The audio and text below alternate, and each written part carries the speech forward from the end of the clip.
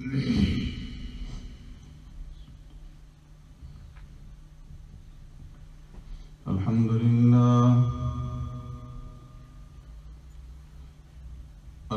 لله نحمده ونستعينه ونستغفره ونؤمن به ونتوكل عليه ونعوذ بالله من شرور أنفسنا ومن سيئات أعمالنا من يهده الله فلا مضل له ومن يضلله فلا هادي له ونشهد أن لا إله إلا الله وحده لا شريك له ونشهد أن سيدنا وسندنا ونبينا ومولانا محمدا عبده ورسوله أرسله الله إلى كافة للناس بشيرا ونذيرا وداعيا إلى الله بإذنه وسراجا منيرا أما بعد فقد قال الله تبارك وتعالى في القرآن المجيد والفرقان الحميد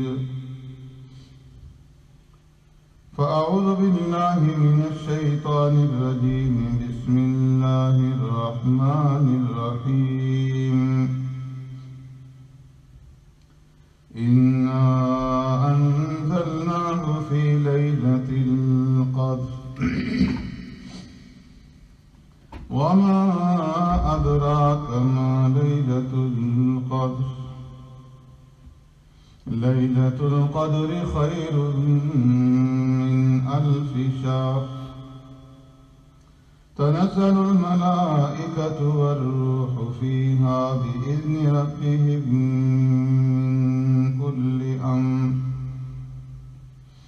سلام هي حتى مطلع الفجر صدق الله مولانا العظيم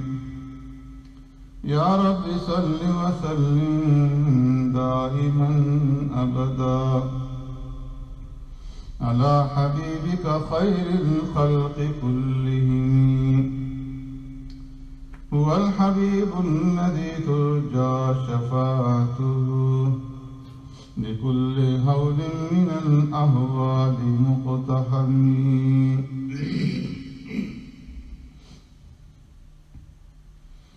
إنا أنزلناه في ليلة القدر بے شک اتارا ہے ہم نے اسے لیلۃ القدر میں وما ادراک ما لیلۃ القدر اور تمہیں کیا معلوم کیا ہے لیلۃ القدر لیلۃ القدر خیر من 1000 شہر لیلۃ القدر بہتر ہے 1000 مہینوں سے تنزل الملائکۃ والروح فیہا بإذن ربهم اترتے ہیں فرشتے اور روح الامین اس رات میں اپنے پروردگار کے حکم سے من کل امر سلام ہر کام کے لیے سلامتی ہی سلامتی رہتی ہے یہ حتی مطلع الفجر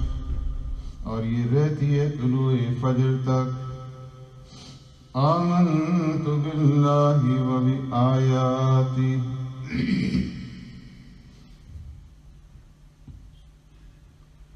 میرے محترم دوستو بزرگوں بھائیو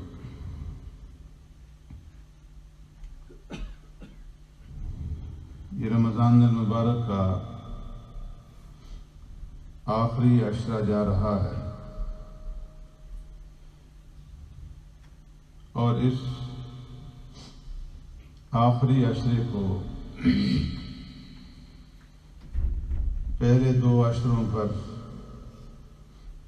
اسی طرح فضیلت حاصل ہے جس طرح رمضان المبارک کے مہینے کو دوسرے مہینوں پر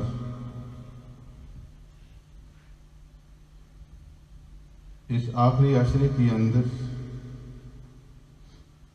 چونکہ لیلۃ القدر پائی جاتی ہے، تو اس لیے پیارے پیغمبر صلی اللہ علیہ وسلم اس آخری عشرے کے آنے پر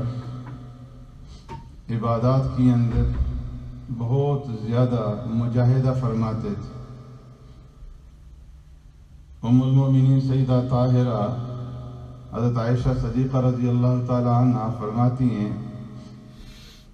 کان رسول اللہ صلی اللہ علیہ وسلم یجتہد فی العشر الاواخر ما لا یجتہد فی غیرہ۔ پیارے پیغمبر صلی اللہ علیہ وسلم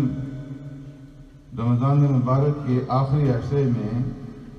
عبادات کے اندر اتنا مجاہدہ فرماتے تھے اور اس قدر عبادات کے اندر انہماک ہو جاتا تھا کہ جو دوسرے دنوں کے اندر نہیں ہوتا تھا۔ اور ایک روایت میں ام المؤمنین فرماتی ہیں، کان رسول اللہ صلی اللہ علیہ وسلم اذا دخل العشر الاواخر شد میزرہ واحیا لیلہ وایقظ اہلہ، کہ جب آخری عشرہ داخل ہوتا تو پیارے پیغمبر صلی اللہ علیہ وسلم اپنی کمر کس لیتے، وَأَحْيَا لَيْلَهُ، اور راتوں کو عبادت کے ساتھ زندہ کرتے، رات بھر جاگ کر کے اللہ کی عبادت کرتے، وَأَيْقَظَ أَهْلَهُ، نہ صرف یہ کہ خود عبادت فرماتے بلکہ اپنے گھر والوں کو، اپنے متعلقین کو، ازواج مطہرات کو بھی جگا دیتے کہ وہ بھی اٹھ کر کے ان راتوں کے اندر اللہ کی عبادت کر سکیں اور ان راتوں کی انوارات سے اور ان کی برکات سے مستفید ہو سکیں۔ اور فرمایا کہ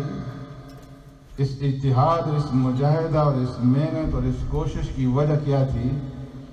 ام المؤمنین فرماتی ہیں کہ سرکار دو عالم صلی اللہ علیہ وسلم نے ارشاد فرمایا، تحروا لیلۃ القدر فی الوتر العشر الاواخر من رمضان، کہ تم لیلۃ القدر کو رمضان المبارک کے آخری عشرے کی طاق راتوں کے اندر تلاش کرو۔ تو یہ مجاہدہ شب قدر کی تلاش کے اندر ہوا کرتا تھا۔ اور فرمایا کہ اللہ تبارک و تعالیٰ نے اس لیلۃ القدر کو متعین نہیں فرمایا، کسی ایک رات کے اندر خاص کر کے نہیں بتایا گیا کہ فلاں رات۔ اس کی وجہ یہ ہے کہ اگر یہ بتا دیا جاتا تو ہم جیسے سست لوگ جو ہیں صرف اسی رات کے اندر عبادت کا اہتمام کرتے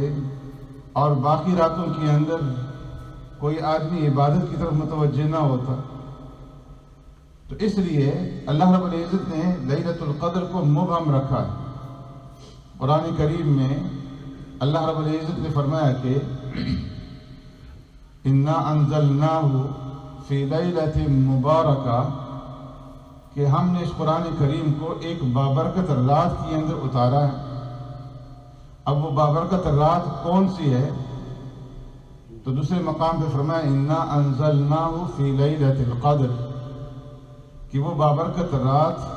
لیلۃ القدر کی ہے۔ اب لیلۃ القدر کون سی رات ہے، سال کے کس مہینے میں پائی جاتی ہے؟ تو اللہ رب العزت نے مزید آسانی پیدا کرتے ہوئے فرما دیا، شہر رمضان الذی انزل فیہ القرآن، کہ رمضان المبارک کا مہینہ وہ مہینہ ہے کہ جس مہینے کے اندر اللہ نے قرآن کو نازل فرمایا، جس سے معلوم ہی ہوا کہ لیلۃ القدر رمضان المبارک کے مہینے کے اندر پائی جاتی ہے۔ اب رمضان المبارک کے مہینے میں کون سے عشرے کے اندر پائی جاتی ہے، اس کے لیے ہمارے پیارے پیغمبر صلی اللہ علیہ وسلم نے محنت فرمائی اور پورے مہینے کا اعتکاف فرمایا۔ پہلے عشرے کا بھی اعتکاف فرمایا اور دوسرے عشرے کا بھی اعتکاف فرمایا، اور پھر اس کے بعد یہ فرمایا کہ تحروا لیلۃ القدر فی الوتر العشر الاواخر من رمضان، کہ مجھے بتایا گیا ہے کہ لیلۃ القدر رمضان مبارک کی آخری عشرے کی طاق راتوں کے اندر پائی جاتی ہے، اس لیے جو شب قدر کے اور لیلۃ القدر کے طالب ہوں تو انہیں چاہیے کہ وہ ان طاق راتوں کے اندر جا کر کے اس رات کی تلاش کریں اور اس رات کے اندر اللہ کی عبادت کریں۔ تو یہ عشرہ جو ہے فرمایا کہ انتہائی اہم ترین عشرہ ہے کہ اللہ رب العزت نے اس عشرے کے اندر لیلۃ القدر کو رکھا ہے، اور لیلۃ القدر کو بے شمار فضیلتیں اللہ رب العزت نے عطا فرمائی۔ ان میں سے ایک فضیلت یہ کہ اللہ نے اس رات کا انتخاب فرمایا، وَرَبُّكَ يَخْلُقُ مَا يَشَاءُ وَيَخْتَارُ، رب العالمین جسے چاہتے ہیں پیدا فرماتے ہیں اور اپنی پیدا کی ہوئی مخلوق میں سے جسے چاہتے ہیں منتخب فرما لیتے ہیں۔ فرمایا کہ اللہ رب العزت کی مخلوقات کے اندر اگر انسان غور و فکر کرے تو معلوم ہوگا کہ اللہ نے مخلوقات پیدا کیا اور اس کے بعد ان میں سے بعض کو بعض کے اوپر فضیلت عطا فرمائی، مہینوں کو بھی اور دنوں کو بھی اور راتوں کو بھی اور اوقات کو بھی بعض کو بعض کے اوپر فضیلت عطا فرمائی، اور اسی کے اندر اللہ رب العزت کی وحدانیت اور اس سے اللہ کی قدرت اور اس کی کبریائی اور اس کا علم اور اس کی حکمت جو ہے وہ کھلتی ہے کہ اللہ تبارک و تعالیٰ نے 7 آسمان پیدا فرمائے،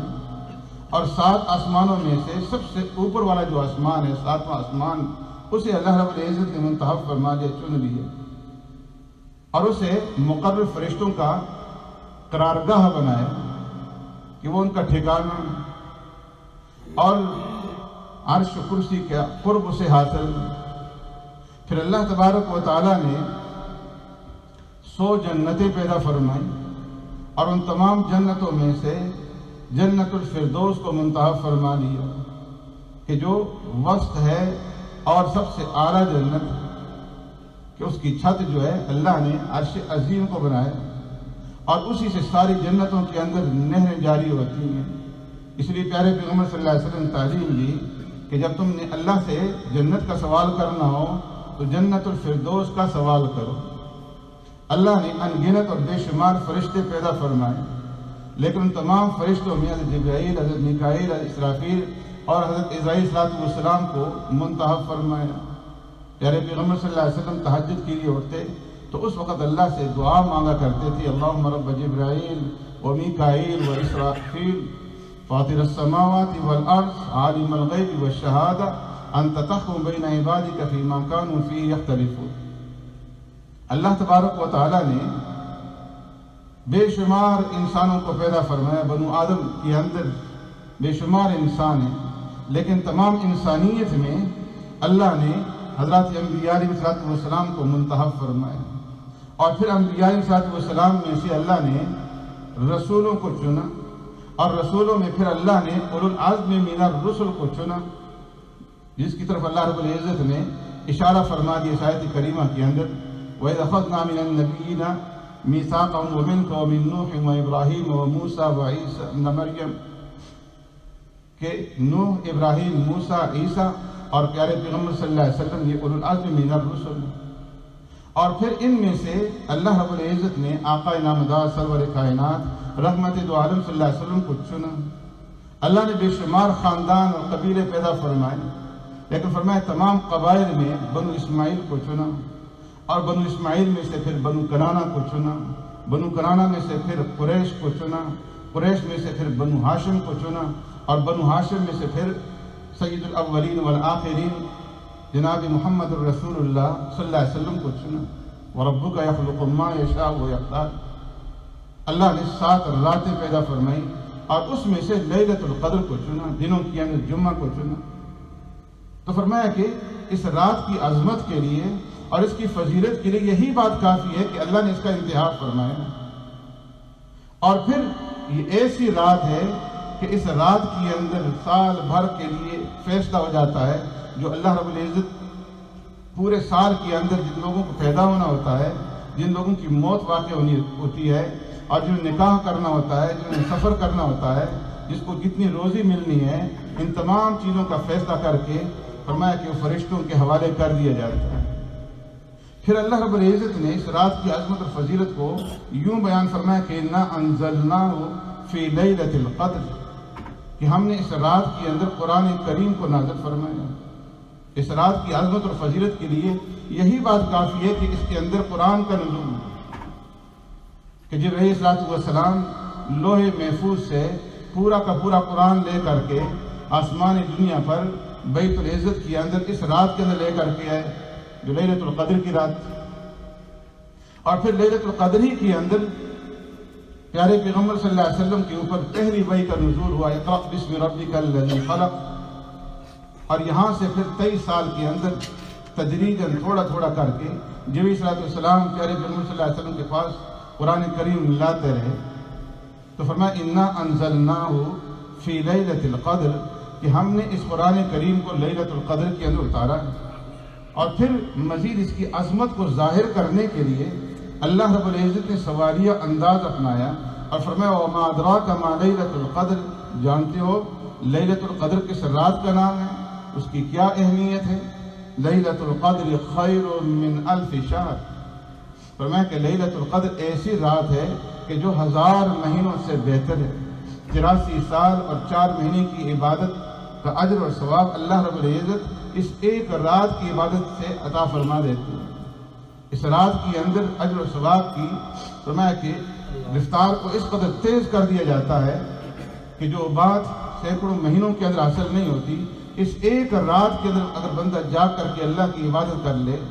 تو اللہ رب العزت اس کو وہ اجر عطا فرما دیتے ہیں جو اس مجموعی طور پر اس امت کی عمر نہیں، فرمایا کہ اس امت کی عمریں جو ہیں 60 سے 70 سال کے درمیان ہیں، لیکن اللہ نے اس امت کو اہمیت دینی تھی، اس کی اجر و ثواب کو بڑھانا تھا، باقی امتوں کے اوپر اس کے اجر و ثواب کو بڑھوتری دینی تھی، تو اللہ رب العزت نے یہ رات عطا فرما دی پیارے پیغمبر صلی اللہ علیہ وسلم کے صدقے سے۔ تو فرمایا کہ لیلۃ القدر خیر من الف شہر، لیلۃ القدر ایسی رات ہے کہ خیر من الف شہر، جو 1000 مہینے سے بہتر ہے۔ اور اس رات کے اندر کیا ہوتا ہے؟ تنزل الملائکہ والروح، اللہ کے فرشتے اترتے ہیں ہزاروں کے حساب سے۔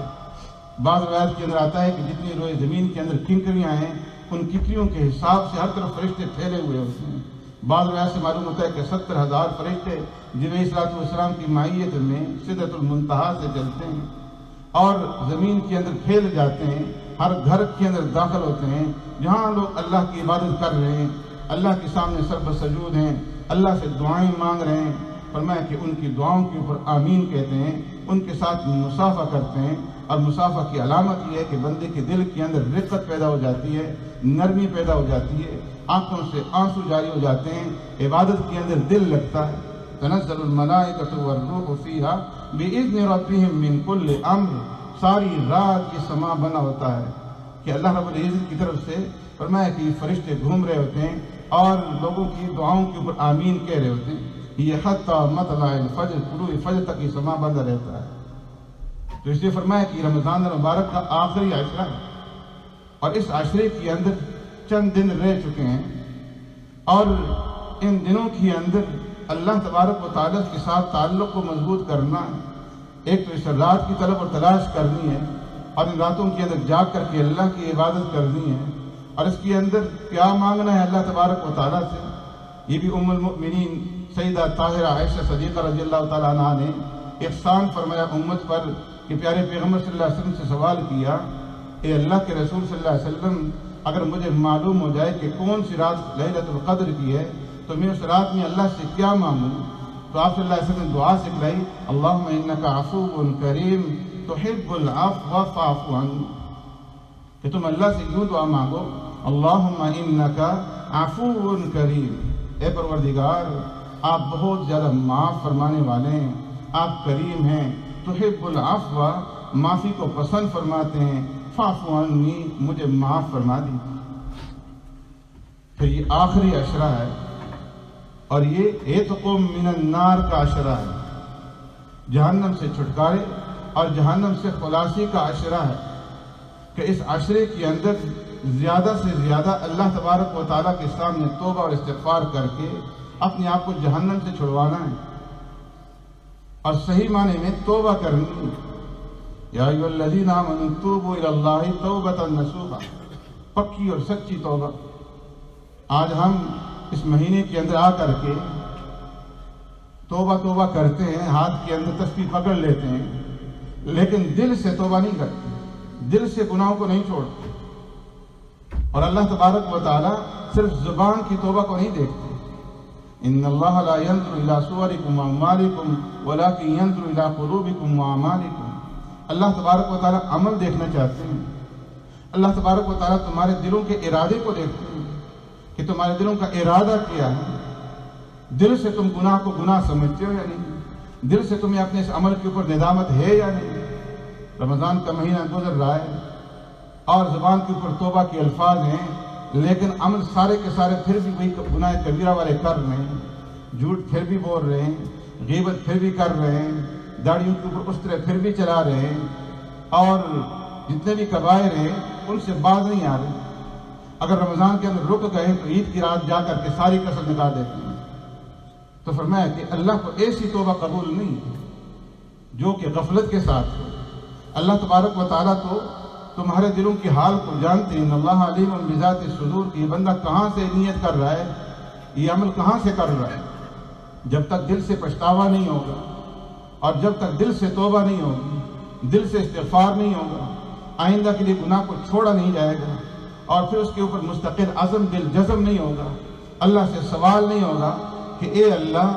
مجھ سے جو اس سے پہلے ہو چکا مجھے معاف فرما دے، میں سچے طریقے سے توبہ کرتا ہوں اور آئندہ کے لیے بھی یہ عزم کرتا ہوں کہ میں اس گناہ کے قریب دوبارہ نہیں جاؤں گا۔ اے اللہ تو میری حفاظت فرما، مجھے استقامت نصیب فرما، مجھے ماحول کے شر سے بچا، مجھے دوستوں کے شر سے بچا، مجھے فیملی کے ان لوگوں کے شر سے بچا جو مجھے اس گناہ کے اوپر لائیں، اس گناہ کے اوپر مجبور کریں۔ تو پورے طریقے سے فرمایا کہ دل سے توبہ کریں گے تو پھر اللہ رب العزت معاف فرمائیں گے، کہ وہ بڑے معاف فرمانے والے ہیں، اس کو معافی پسند۔ شرط یہ ہے کہ صرف دکھلاوا نہ ہو، دل سے عزم بالجزم۔ اور اس بات کا ان دنوں کے اندر جو چند دن رہ چکے ہیں محاسبہ کریں اپنا، کہ کہیں ہم اللہ کے رسول صلی اللہ علیہ وسلم کی اس بد دعا کے حقدار تو نہیں بن رہے کہ رمضان کا مہینہ گزر جائے اور ہلاک ہو جائے وہ آدمی جو اپنی مغفرت نہ کروا سکے، کہ رمضان کا مہینہ گزر رہا ہے، ابھی تک ہماری مغفرت ہوئی یا نہیں ہوئی، ہم دوزخ سے چھٹکارا پا سکے یا نہیں پا سکے۔ اس لیے سحری کے اوقات میں، دن کے وقت میں، رات کے اوقات میں اللہ تبارک و تعالیٰ کے سامنے گڑ گڑانا ہے، اور صدق کے دل سے اللہ رب العزت سے معافی مانگنی ہے، تاکہ اللہ تبارک و تعالیٰ جب رمضان المبارک کا مہینہ گزرے تو ہم گناہوں سے پاک اور صاف ہو چکے ہوں، اور عتق من النار کا پروانہ اللہ رب العزت کی طرف سے ہمیں عطا۔ اللہ رب العزت ہمیں عمل کرنے کی توفیق عطا فرمائے۔